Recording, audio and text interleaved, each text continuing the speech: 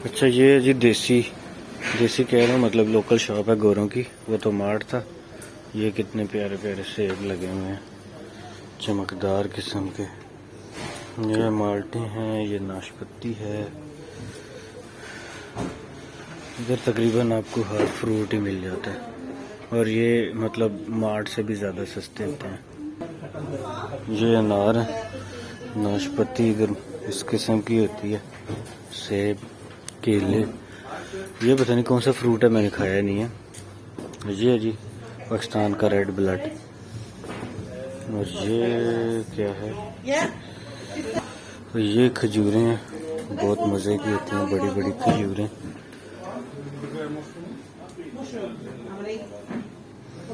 ये इनका धनिया पुदीना है।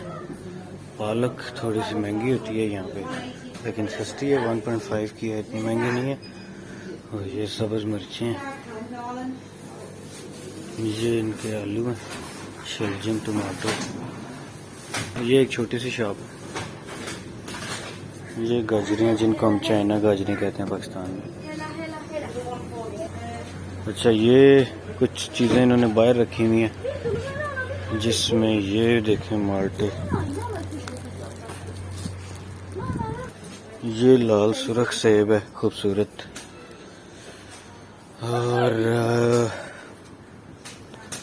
ये कुछ चीज़ें इन्होंने बाहर लगाई हुई हैं। सबसे इम्पोर्टेंट और मज़े की चीज़ जो मुझे इनकी लगती है ना, वो ये है।